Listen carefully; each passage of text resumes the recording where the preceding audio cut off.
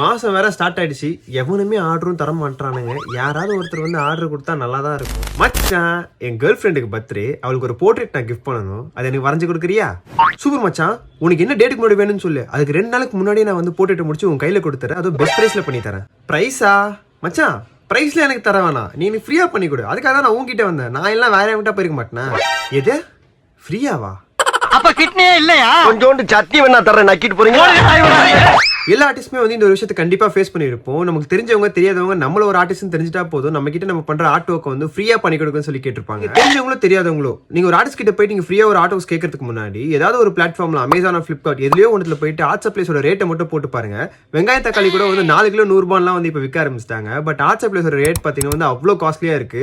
ஒரு ஆர்டிஸ்ட்டுக்கு தான் தெரியும் ஒரு ஸ்டெட்லர் பென்சிலை வாங்கி அவன் வந்து சீவும் போது உடஞ்சிச்சுன்னா வந்து அது எவ்வளவு கஷ்டப்படுவான் அப்படின்றது. ஆர்டிஸ்ட் உங்ககிட்ட தான் சொல்றேன். இந்த மாதிரி யாராவது ஒருத்தர் உங்ககிட்ட வந்து எனக்கு ஃப்ரீயா ஆர்ட் ஒர்க் பண்ணி கூறான்னு சொல்லி கேட்டாங்க அப்படின்னா, முறைக்கு என்னால பண்ணி தர முடியாது. என் ஆர்ட்டை நான் வேல்யூ பண்றேன், இதுதான் என்னோட பிரைஸ். இதுக்கு மேல என்னால வந்து கம்மியும் பண்ண முடியாது, அதிகமும் நான் பண்ண மாட்டேன்.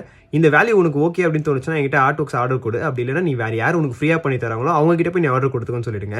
பிரச்சனையே இருக்காது. அப்படியே நாங்க வந்து உங்களுக்கு ஃப்ரீயா பண்ணி கொடுத்தாலுமே நீங்க என்ன சொல்லுவீங்க? கண்ணு சரியில்லை, மூக்கு சரியில்லை, பல்லு அந்த மாதிரி இருக்கு, வாய் ஏன் பெருசா இருக்கு, காது ஏன் சின்னதா இருக்குன்னு சொல்லி அவ்வளவு குறைநோட்டை சொல்லி எங்களால வந்து அடுத்த போட்டுட்டே வந்து பண்ண முடியாத அளவுக்கு பண்றீங்க. எங்களுக்கு வந்து ஒரு மாதிரி ஏன்னா இப்படி பண்றீங்க அப்படின்றது. எல்லார் வீட்லயும் எல்லா ஃப்ரெண்ட்ஸ் சர்க்கிளையுமே வந்து ஒரு ஆர்டிஸ்ட் கண்டிப்பா இருப்பாங்க. அவங்க கிட்ட நீங்க ஒரு ஆர்டர் கொடுத்து அவங்களை என்கரேஜ் பண்ணுங்க. தயவு செஞ்சு ஃப்ரீ போர்ட்ரேட்ஸ் கேட்டு வந்து அவங்களை கஷ்டப்படுத்தாதீங்க. இதுதான் நான் சொல்லணும்னு நினைச்சேன். நீங்க ஒரு ஆர்டிஸ்டா இருந்தீங்கன்னா நீங்க இந்த மாதிரி வந்து ஃபேஸ் பண்ணிருக்கீங்களான்றது கீழே கமெண்ட் செக்ஷன்ல சொல்லுங்க. அதே மாதிரி உங்க ஃப்ரெண்ட்ஸ் சர்க்கிள் இருக்கிற ஆர்டிஸ்ட்க்கு வந்து இந்த வீடியோ ஷேர் பண்ணி விட்டு நீங்க வந்து ஃப்ரீ ஆர்ட் ஒர்க்ஸ் பண்ணாதான்னு சொல்லி சொல்லுங்க. இன்னொரு யூஸ்ஃபுல்லான வீடியோல உங்களை வந்து பாக்குறேன். Take care, bye bye.